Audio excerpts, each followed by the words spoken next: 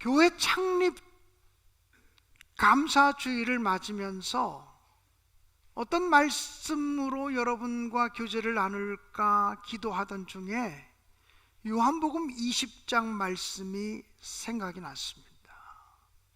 사실은 예수님의 부활과 관계되어진 말씀인데 이 말씀으로 은혜를 나눴으면 하는 생각을 했습니다. 제가 이 교회 부임해서 7년 가까이 목회를 하면서 어떤 설교를 제일 많이 했는가 돌이켜봤더니 교회에 관한 설교, 교회론에 관한 설교들을 많이 했더라고요. 교회가 무엇인지, 교회는 무엇을 해야 되는지, 그리고 진짜 교회의 사명은 무엇인지, 교회의 본질적인 사명, 교회의 시대적인 사명, 이런 것들에 대한 얘기를 많이 했더라고요. 그래서 성전 건축이라고 하는 것이 교회의 시대적인 사명이긴 하지만 교회의 본질적인 사명을 대신할 수는 없다. 성전 건축을 하는 기간에도 그래서 우리는 교회의 본질적인 사명인 선교와 교육과 봉사와 친교, 이런 예산을 단 한 푼도 줄이지 않았습니다. 아니, 집을 짓는다고 하면서 그 예산을 절감하지 않고 어떻게 교회를 세울 수 있나, 이런 생각을 했지만 우리가 교회의 본질적인 사명을 소중히 여기면서 기도하는 가운데 우리 교회에게 주어진 시대적인 사명인 교회를, 성전을 건축하는 일을 감당해 보자, 이러고 도전했는데 정말 하나님께서 놀라운 역사를 이루셨다고 저는 믿습니다. 그래서 성전을 건축했다고 하는 것도 귀중하지만 성전을 건축하면서도 교회의 본질적인 사명에 충실했다고 하는 것, 이것이 무엇보다도 자랑할 만한 일이고, 그리고 우리가 간증거리로 내어놓을 만한 이야기라고 생각을 하는 것입니다. 그러면서 오늘 여러분에게 요한복음 20장에 기록된 도마의 이야기로 말씀을 나누려고 하는 거죠. 마태, 마가, 누가복음은 도마에 대해서 기록할 때, 예수님의 12명의 제자들을 기록할 때 도마라고 하는 제자도 있었다고 하는 것만 기록하지 도마에 관한 에피소드들을 하나도 이야기하지 않습니다. 그런데 유독 요한복음만은 도마에 관해서 3가지의 굉장히 중요한 에피소드를 우리에게 기록으로 남겨주고 있습니다. 요한복음서가 도마에 대해서 매우 친절하고 도마에 대해서 매우 가까운 사람이었던 것 같다, 이런 느낌을 갖기도 합니다. 도마에 대해서 요한복음이 기록하고 있는 첫 번째 기록은 요한복음 11장 16절의 말씀입니다. 요한복음 11장 16절에 보면 이렇게 기록하고 있습니다. 디두모라고도 하는 도마가 다른 제자들에게 말하되 우리도 주와 함께 죽으러 가자 하니라, 이렇게 나옵니다. 디두모라고 하는 말은 쌍둥이라고 하는 말입니다. 도마는 누구와 쌍둥이였는지는 모르지만 쌍둥이였던 것 같습니다. 근데 디두모라고도 하는 도마가 다른 제자들에게 말하기를 우리가 주와 함께 죽으러 가자. 이때 이 상황이 어떤 상황이냐면 예수님은 당신이 사랑하시는 나사로가 병들어 죽어가고 있다는 얘기를 듣고서 베다니 마을로 가기를 원하셨지만 제자들은 주저하였습니다. 이 베다니 마을은 예루살렘에서 아주 가까운 곳이었습니다. 제자들은 예수님께 말하기를 방금 전에도 우리가 그곳에 갔다가 유대인들에게 돌로 맞아 죽을 뻔하였는데 또 거기를 가려고 하십니까? 갈릴리는 예수님의 제자들이 있었고 예수님의 친척들도 있었고 예수님을 환영하는 무리들도 있었습니다만 예루살렘 그곳에는 유대의 종교 지도자들이 예수에 대해서 핍박하고 박해하고 적대시하던 동네였습니다. 그래서 예수님은 예루살렘으로 올라갔다가 돌에 맞아 죽을 뻔해서 물러나오셨습니다. 아직도 당신의 때가 아니라고 느끼셨기 때문이죠. 근데 예수님이 다시 예루살렘 가까운 베다니 마을로 간다고 하니까 제자들이 두려워서 주저하고 있을 때 도마가 나서면서 말하기를 뭐 그렇게 겁을 내냐고, 우리가 예수님과 함께 죽으러 가자고 이렇게 얘기했던 용감한 제자가 도마입니다. 도마에 관한 두 번째 기록은 요한복음 14장 5절의 말씀입니다. 도마가 이르되 주여 주께서 어디로 가시는지 우리가 알지 못하거늘 그 길을 어찌 알겠사옵나이까. 어떤 상황에서 나온 말씀인고 하니, 예수님께서 십자가를 지시기 전에 제자들에게 너희는 마음에 근심하지 말라, 하나님을 믿니 또 나를 믿으라. 내 아버지 집에는 거할 곳이 많도다. 내가 먼저 가서 너희를 위하여 거처를 예비하면 다시 와서 너희를 내게로 영접하리라. 내가 가는 그 길을 너희가 알리라. 이렇게 말했습니다. 그때 다른 모든 제자들은 주님이 가시는 길이 어딘지를 모르면서도 질문조차 하지 못했습니다. 그때 도마가 주여 주께서 어디로 가시는지 우리가 알지 못하거늘 그 길을 어찌 알겠사옵나이까? 주님이 가시는 길이 어떤 길입니까? 이러면서 주님께 질문했던 제자가 도마입니다. 도마는 모르는 것은 모른다고 솔직하게 고백할 수 있는 제자가 도마였습니다. 그러니까 요한복음은 도마는 용감한 제자였다, 그는 솔직한 제자였다라고 이야기를 전해주고 있습니다. 그래서 주께서 우리에게 주신 말씀, 제자들에게 주신 말씀이 내가 곧 길이요 진리요 생명이니 나로 말미암지 않고는 아버지께로 올 자가 없느니라고 하는 너무나 귀하고 보물 같은 말씀이 선포되었습니다. 도마가 예수님께 질문하지 않았다면, 도마가 솔직하게 모르는 것을 모른다고 이야기하지 않았다면 그 귀한 예수님의 말씀이 우리에게 선포되지 않았을 것입니다. 그런 의미에서 도마는 매우 귀중하고 소중한 제자입니다. 요한복음이 전하는 도마에 대한 세 번째 기록은 요한복음 20장 오늘 본문의 내용입니다. 부활하신 예수님께서 제자들에게 다가오셔서 평안을 빌면서 부활하신 당신의 모습을 보여주셨습니다. 그런데 그때 도마는 그 자리에 없었던 것 같습니다. 오늘 성경 본문인 요한복음 20장 24절은 이렇게 기록하고 있습니다. 한번 같이 읽어볼까요? 시작.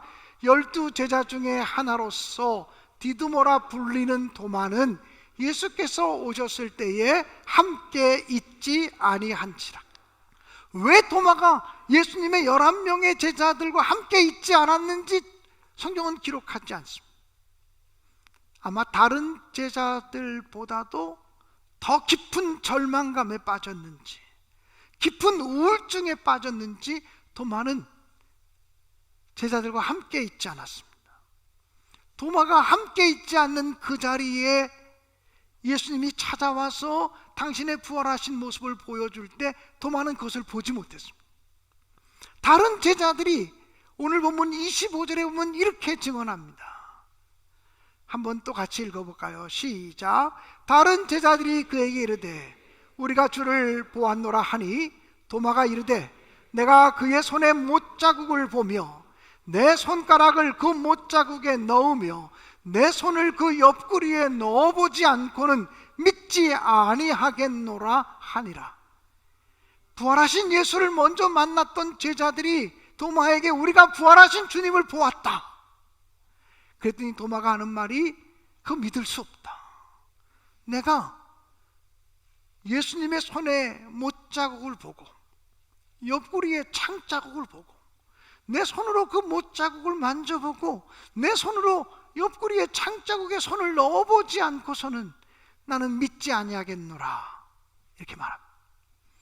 이 기사 때문에 오고 오는 후대의 모든 기독교인들에게 도마는 의심 많은 도마라고 하는 오명을 뒤집어 쓰게 되었습니다.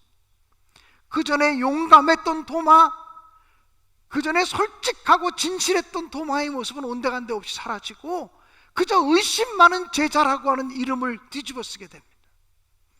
그런데 저는 설교를 준비하면서 제가 곰곰이 생각해 보니까 도마가 아니라 다른 제자들이라도 그 자리에 없었다면, 우리가 부활하신 주님을 만났다고 얘기할 때 아마 다른 제자라도 그렇게 얘기했을 것 같다, 이런 생각이 듭니다. 아니, 우리라도 그렇게 대답하지 않았겠는가? 지금 여기서 설교하는 저라도 그렇게 이야기했을 것 같은 생각이 들었습니다. 그러므로 도마가 나는 믿을 수가 없다, 부활하신 예수를 믿을 수가 없어, 내가 그분의 못자국을 직접 보고 손으로 만져보고 그게 옆구리에 창자국에 손을 넣어보지 않고는 믿을 수 없어, 이렇게 말한 것은 사실은 도마라기보다는 우리 모두의 모습일 수 있겠다, 이런 생각이 들었습니다.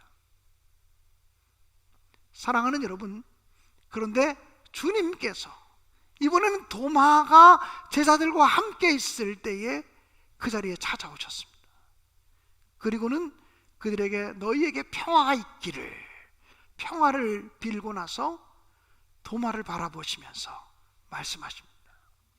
도마야, 내 손을 내밀어서 내 손의 못자국을 만져보고 내 손을 내밀어서 내 옆구리에 창자국에 손을 한번 넣어보아라. 그때 도마는 오늘 요한복음 20장 27절에 이렇게 고백합니다. 28절에 이렇게 고백합니다. 도마가 대답하여 이르되 나의 주님이시요 나의 하나님이시니이다. 사실 이것은 서술형의 문장이 아니고 원문에 보면 감탄사를 연발하는 것입니다. 오 나의 주님, 오 나의 하나님, 이렇게 고백합니다. 오 마이 로드, 오 마이 갓, 이렇게 표현하는 거죠. 나의 주님이시며 나의 하나님이십니다. 사랑하는 여러분, 저는 도마가 예수님의 못자국에 손을 만졌을 거라고 생각하지 않습니다. 창자국에 손을 넣었다고 생각하지 않습니다. 넣어볼 것도 없이 주님을 바라보는 순간 무릎 꿇어 오 나의 주님, 오 나의 하나님, 이렇게 고백한 것이죠. 그리고 도마는 이제 의심을 넘어서 확신의 사람이 되었고, 오순절 성령 강림을 경험하고 난 다음에는 가장 멀리까지 나가서 부활의 주님을 증거하는 삶을 살았습니다.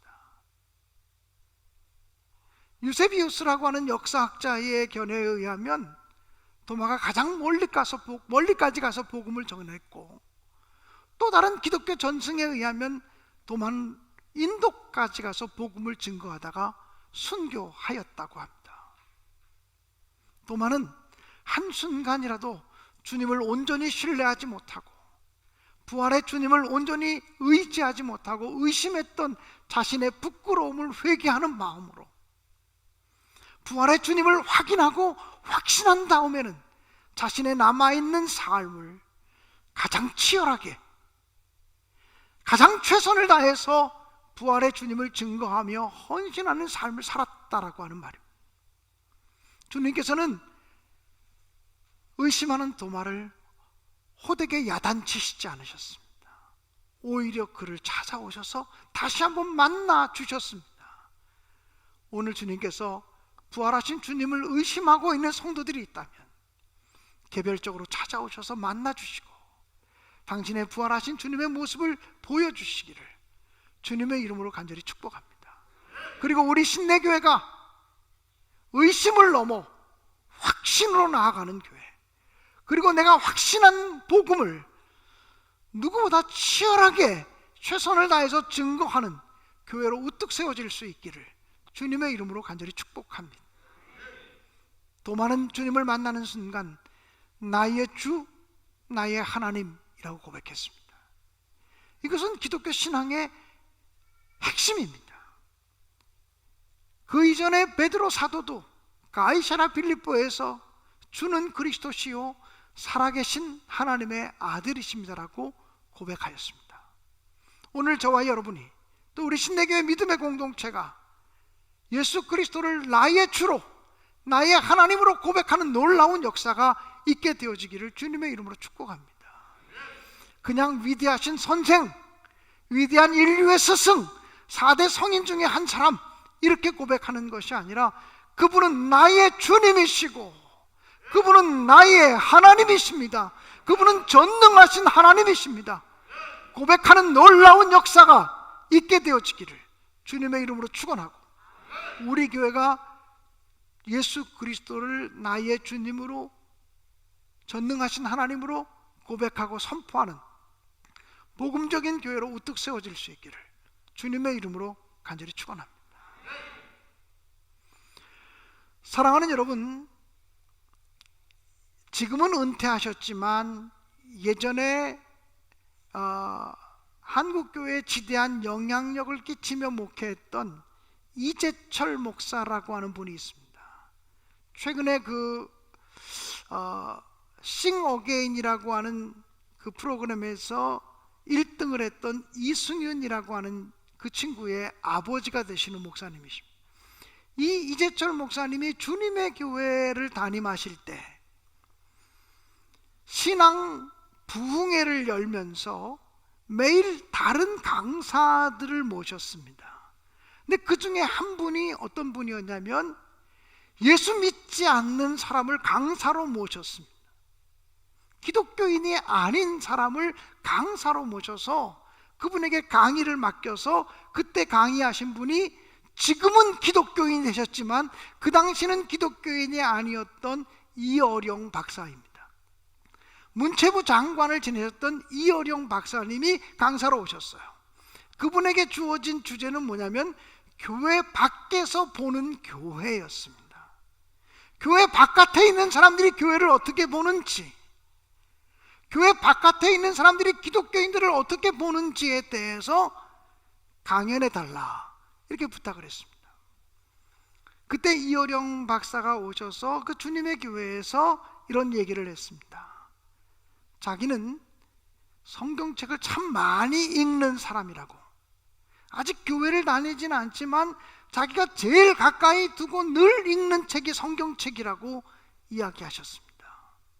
그러면서 자기는 예수님이 인류의 구세주라고 하는 사실을 의심 없이 믿는다고 고백을 했습니다. 자기는 예수님이 인류의 구세주임도 성경을 읽으면서 분명히 느꼈고 고백한다고. 그런데 자기는 교회는 다니지 않는 사람이라고 이렇게 이야기했습니다. 그러면서 자기가 교회를 다닐 수 없는 이유를 오늘 성경 본문인 요한복음 20장 말씀을 들어서 설명을 했습니다. 부활을 믿지 못했던 도마가, 또 부활을 믿지 못했던 사람들이 예수께서 부활하신 증거로 보여달라고 요구한 것이 무엇입니까? 손의 못자국과 옆구리의 창자국이 아닙니까? 부활하신 주님을 보여달라고 할 때 광채나는 모습, 화려한 모습, 신비스러운 모습을 보여달라고 한 것이 아니라 주님이 정말 부활하셨다면 그분의 손에 못자국을 봐야 되겠다, 그 옆구리에 창자국을 봐야 되겠다고 이야기하지 않았습니까? 오늘날 세상 사람들이 교회를 통해서 부활하신 주님을 만나고 싶은 것은 교회가 보여주는 못자국과 창자국입니다. 교회가 이 시대의 아픔을 끌어안고 받은 상처들, 이 시대의 약자들을 끌어안고 받은 상처들, 이 시대의 가난하고 소외된 자들을 끌어안기 위해서 받았던 상처들, 그 창자국들, 이 세상 사람들을 위해서 희생한 고난의 흔적들, 그것을 보아야 부활하신 주님을 믿을 수 있는 거 아닙니까? 그런데 교회 밖에서 바라보는 한국 교회는, 그리고 한국 기독교인들을 보면 집단 이기주의, 그리고 세속화된 출세지향적인 성공주의, 그리고 이기심으로 가득 찬 모습들, 권위적이고 세상에 대해서 비판적인 모습들, 마치 자기들이 모든 것을 알고 있는 것처럼 하나님의 이름으로 세상을 책망하고 판단하는 모습들, 이런 모습들을 보여주면서 부활하신 예수님이 교회에 있으니 예수님에게로 나오라고 얘기하는 것을 자기는 받아들일 수가 없다고.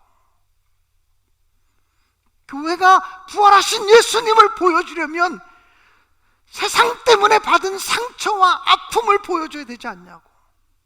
예수님이 세상을 위해서 상처 입으시고 못 박히시고 옆구리에 창으로 찔리신 것처럼 그런 모습을 교회가 보여줘야 되는 거 아니냐고. 만약 그런 교회가 있다면 나는 지금이라도 교회 등록해서 교회를 다니는 사람이 되겠다고 이야기했습니다. 1993년도에 강의한 내용입니다.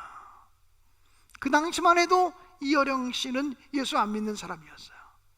그 후에 거의 2000년도가 다가오면서 그분이 자기의 이성과 자기의 상식을 깨뜨린 방식으로 하나님이 간섭하셔서 예전에 의문들이 하나도 해소되지 않았음에도 불구하고 예수 믿는 사람이 되었어요. 그리고 지성에서 영성으로라는 책을 썼고, 지금도 많은 사람들에게 그 지성을 뛰어넘는 신앙의 세계가 있다, 지성을 뛰어넘는, 이성을 뛰어넘는 신앙의 세계가 있다고 하는 얘기를 강연으로 하곤 합니다.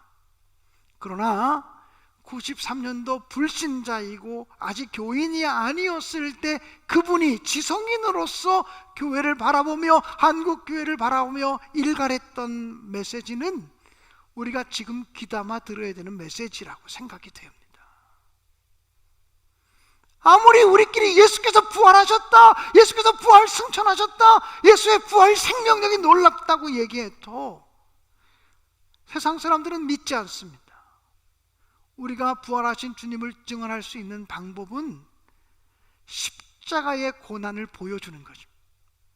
예수님의 십자가의 고난을 보여주는 것이 아니라 우리가 예수님의 사람으로 살아가는 우리가 이 세상을 위해서 고난받는 모습들을, 이 세상을 위해서 십자가 지는 모습들을, 이 세상을 위해서 상처받은 흔적들을 보여줄 때 이것이 바로 부활의 공동체로 굳게 세워질 수 있다라고 하는 사실입니다. 저는 그동안 교회론에 대한 설교 말씀을 드리며 특별히 작년 우리 교회 65주년 창립 감사 주일에는 설교 제목이 교회는 공사 중입니다, 이런 제목으로 설교를 했습니다. 그 지난해 설교했던 노트를 보니까 첫 마디가 이렇습니다. 오늘 제목은 교회는 공사 중입니다. 이 제목으로 설교를 하려고 하니 여기 계신 분들 가운데 많은 분들이 이 교회가 아직 공사가 안 끝났나 보다 이렇게 생각하시는 분이 있을 텐데, 건물로서 우리 신내교회 공사는 다 마쳤습니다. 그러나 교회는 건물이 아니고 사람이기 때문에 우리 사람들이 아직 부족해서 주님이 임하는 그날까지 우리는 계속해서 수리되어야 되고 공사되어야 되는 사람이라고 하는 의미로 말씀을 전한 것이죠. 그래서 우리는 공사 중인 사람이기 때문에 아직 완전하지 않아서 우리 때문에 상처받아서 교회 못 나오겠다는 사람들이 지금도 있습니다. 나 그 목사님 꼴 보기 싫어서 교회 다니기 싫어. 나 그 교회 장로들 꼴 보기 싫어 다닐 수 없어. 난 예수는 좋은데 그 교회 교인들, 그런 교인들 때문에 교회 다닐 수 없어. 이런 사람들이 얼마든지 있을 수 있습니다. 여러분, 다시 말씀드립니다. 여기 김광현 목사도 공사 중인 성도 중에 하나입니다. 그 머리에다가 공사 중 통행에 불편을 드려 대단히 죄송합니다, 늘 그렇게 써붙이고 다닙니다. 여러분, 사람 때문에 상처받지 마십시오. 주님 바라보시고 이곳에 나오실 수 있기를 간절히 바랍니다. 그러나 교회 창립 66주년 이 주일에 오늘 이 말씀을 제가 묵상하는 것은 우리 신내교회가 의심을 넘어서 확신으로 나아가는 교회, 그리고 부활의 주님을 확신했다면 도마처럼 그 남아있는 삶을 더 치열하게, 더 헌신적으로 주님의 영광을 위해서 살아내는 우리 신내교회 믿음의 공동체가 되어질 수 있기를 간절히 축원합니다.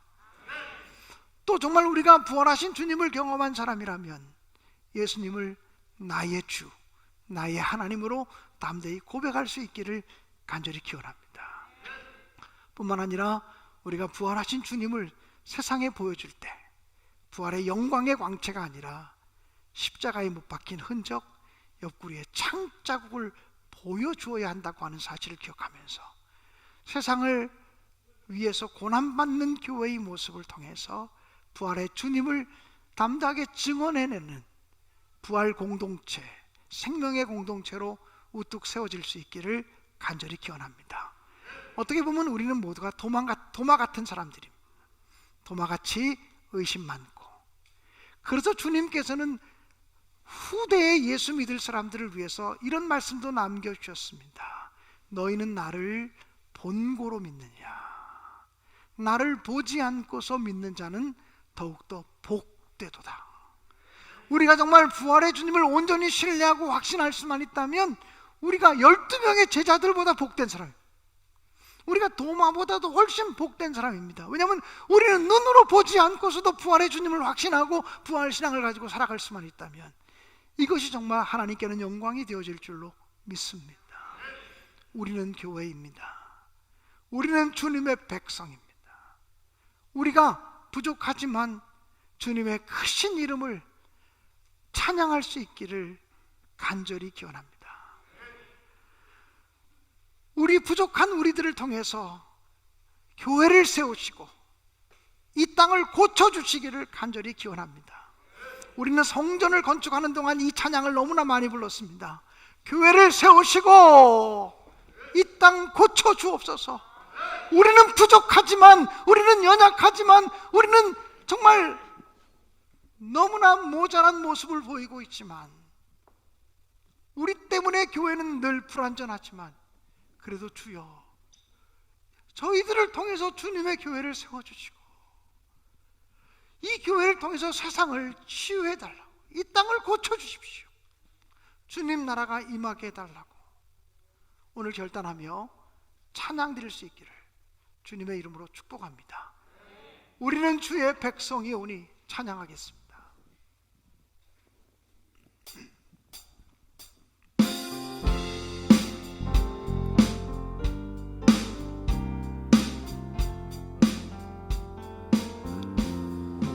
우리는 주의 백성이오니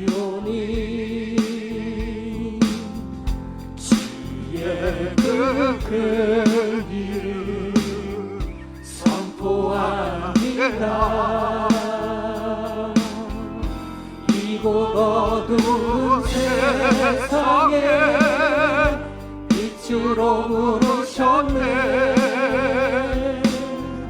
주의 얼굴 구할 때 역사하소서. 아멘. 교회를 세우시고 교회를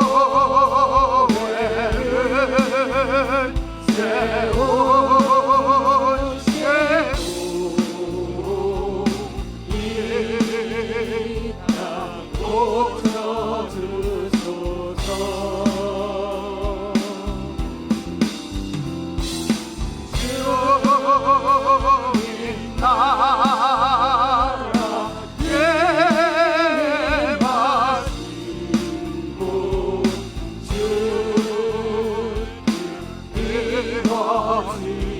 우리 다 함께 일어나서 찬양하겠습니다. 우리는 주의 백성이오니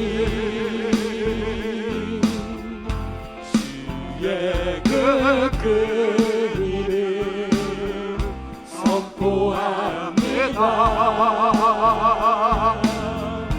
이곳 어두운 세상에 빛으로 부르셨네. 주의 얼굴 구할 때 역사하소서. 아멘. 교회를 세우시고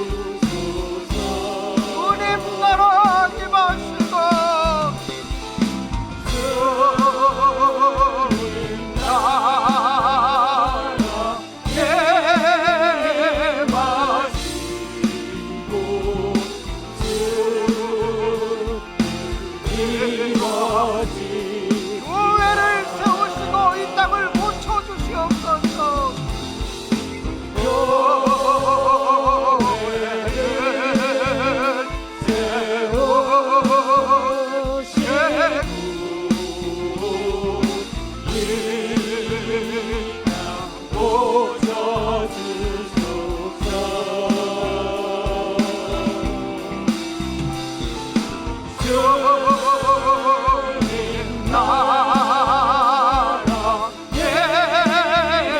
마시고 수 이루어지